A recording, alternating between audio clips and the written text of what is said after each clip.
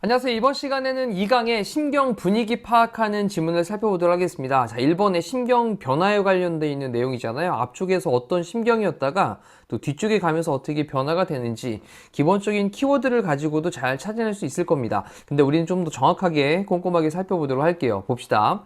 자, 태미의 심경 변화 내용이 되겠습니다. 시작을 해볼게요. 태미는 있었습니다. 어디에 있었냐? 그로서리 스토어라고 하는 게 식료품점을 가리키는 거죠. 식료품점. 식료품 가게에 있었습니다. 그 다음 코마를 찍고 ing로 분사구문을 썼는데 이 플래닝, 계획을 하면서 그랬는데 우리 plan이라는 동사의 특성 뒤쪽에 to 부정사를 목적으로 쓰기 때문에 to pick up까지를 좀 체크하시면 자, 이제 그녀의 아이들을 픽업하는 거죠. 데리고 가는 거예요. 자, 이때 pick up 이라고 하는 이호 동사 사이에 명사가 들어가 있습니다. 자, 요거는 뭐 뒤쪽으로 가도 상관없죠. 그냥 아이들을 픽업을 할 계획을 하면서 어디에서냐면 언제냐면 그들의 학교 그다음에 dismissal이라고 하는 게 이제 해산하는 걸 얘기하는 거라서 학교 해산하는 시간 그랬으니까 이게 학교 시간이 되죠. 그럼 그들의 학교 시간에 그녀의 아이들을 좀 픽업을 할 거, 데리러 갈 것을 계획을 하면서 자, 분사구문 ing 다음에 뒤에 to 부정사를 목적으로 쓰고 있는 부분 체크하시면 됩니다. 자, 그녀는요, 토스했습니다. 이 토스는 던졌다라는 건데 그 식료품들을 저녁 식사를 위한 식료품들을 어디 안으로 던졌냐면 그녀의 카트 안으로 던졌습니다. 자, toss A into B요. A를 B 안으로 던져 넣었다. 자, 그러면서 이제 레지스터가 등장을 했는데 요 더 레지스터라고 하는 게 계산대입니다. 그럼 계산대에서 그녀는요 attempt는 시도했다라는 건데 이때 시도하다라는 표현이 뒤쪽에 또 to 부정사를 목적으로 취합니다. 그래서 뒤에 to 부정사도 좀 체크를 해두시죠. 위쪽에 plan처럼 plan 다음에 to 부정사, attempt 다음에도 to 부정사. 그럼 지불하려고 시도를 했습니다. 뭐를 가지고 지불하려고 시도를 했냐? 그녀의 신용카드를 가지고 지불을 하려고 시도를 했습니다. 그 다음 뒤쪽에 only 다음에 to 부정사를 쓰게 되면 이 only to 부정사가 결국, 결과적으로 뭐뭐 하다라는 표현으로 결과용법의 to 부정사가 됩니다. 그래서 결국 깨닫게 되었다라는 표현이에요. 그럼 결국 뭐를 깨달았냐면 realize 다음에 뒤에 이제 접속사 대시 빠져있죠. 그녀가 had left it at home. 집에다가 그것을 놓고 왔네 라고 하는 것을 결국 깨달았다 라는 겁니다. 자, 이번 지문에서는 attempted라고 하는 게 지금 과거 동사로 사용돼서 시도를 한 게 과거인데 근데 결국 깨달았습니다 라고 쓴 다음에 여기 대절 안에서 had left를 썼죠. 이때 it은 신용카드가 단수기 때문에 이제 신용카드를 대신 받고 있는 말이고 그럼 신용카드를 had left 대과거죠. 더 전에 집에 놓고 온 거니까 그래서 had pp 형태도 좀 잘 기억을 해 놓을게요.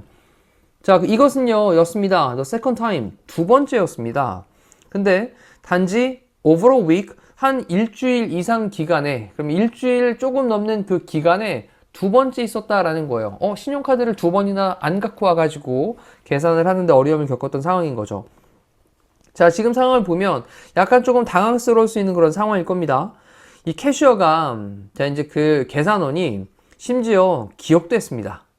그러면서 콤마 찍고 ing로 물어보면서 태미에게 여기 따옴표 이하의 내용을 물어보면서 다시 한번 태미에게 Didn't you forget? 당신 잊어버리지 않았었나요? 당신의 신용카드를 지난주에도 역시 이렇게 물어보면서 됐죠? 자, 그 다음에 이제 그녀는 needed, 필요로 했습니다. 그 식료품들을 필요로 했습니다. 자, 그 다음에 이제 콤마를 찍고 위치를 썼는데 이 부분 좀 잘 볼게요.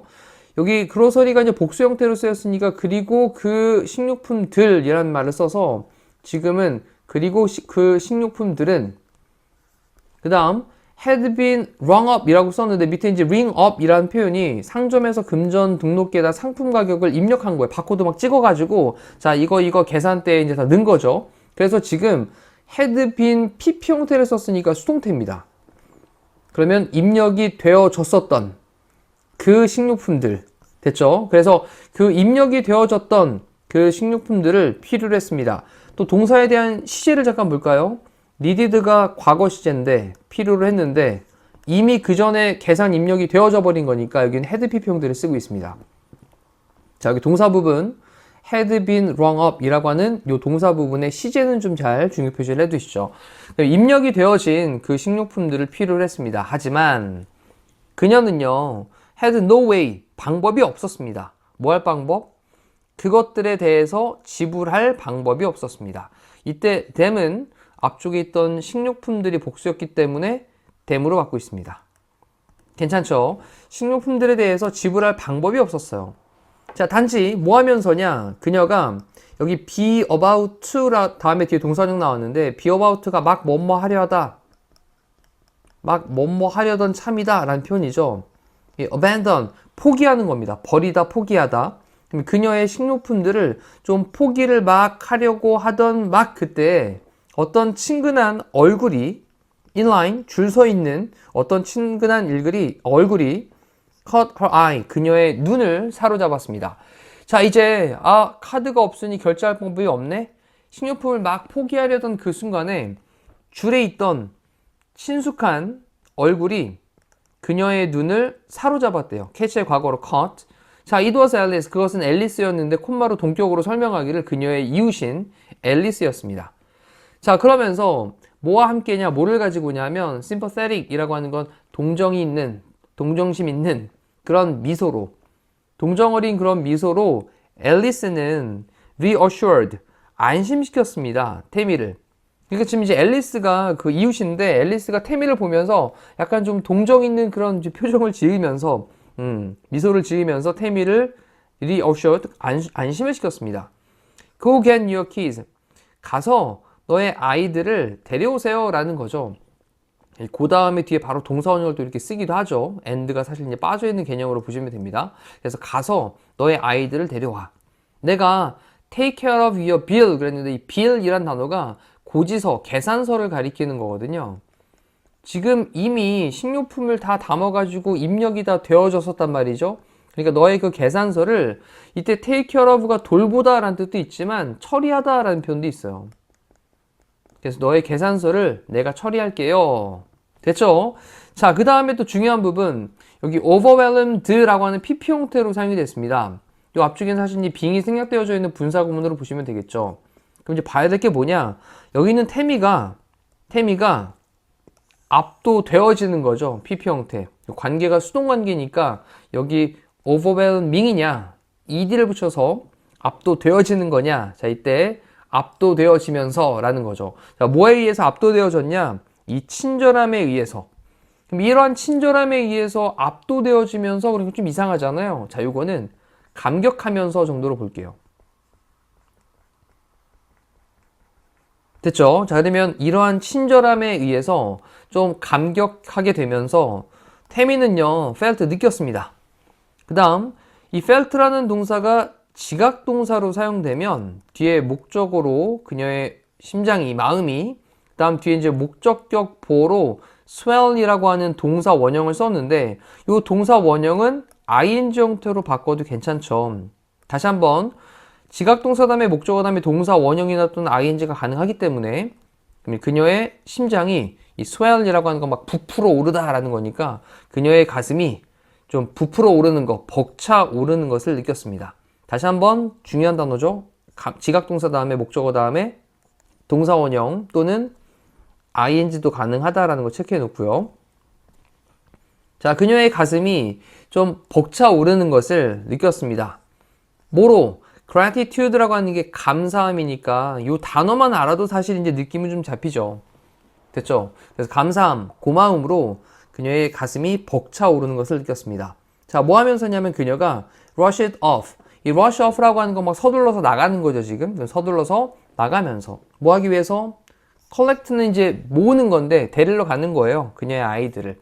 그녀의 아이들을 rush off는 막 서둘러서 돌진해 가는 겁니다. 서둘러서 그녀의 아이들을 데리러 가면서 감사함으로 그녀의 가슴이 벅차오르는 것을 느꼈습니다. 자, 밑에 있는 심경의 변화를 나타내는데 처음에는 카드가 없어가지고 당황스러웠던 embarrassed, 그랬다가 감사하는 마음으로 바뀐 5번으로 체크하시면 되겠고요. 자, 나머지 선택지에 있는 심경 분위기에 관련되어 있는 단어들은 무조건 필히 아셔야 됩니다. bored는 지루한, 이 thrilled는 전율하는 짜릿한이란 표현이고요. 그 다음에 angry는 화난 거고 satisfied는 만족하는, 그 다음 fearful, 두려운. 그 다음 indifferent 정말 많이 나오죠. 이거 무관심한. 그리고 uninterested도 마찬가지 맥락이네요. 뭐 관심 없는 이니까 무관심한. 그 다음 pleased라고 하는 건 기쁜. 자, 이렇게 해서 우리 1번의 심경 변화 내용을 살펴봤습니다. 이 심경 분위기 관련되어 있는 지문은 조금 이제 단어에 대한 쓰임도 가끔씩 헷갈리는 단어들이 나올 수 있고, 또 그리고 우리말로 자연스럽게 해석을 하는데도 조금은 어려움이 있을 수 있으니까 잠깐 시간을 좀 갖고 다시 한번 해석 연습을 해보시면 좋겠습니다. 자, 이상으로 1번 지문에 대한 강의 마무리할게요. 고생하셨습니다.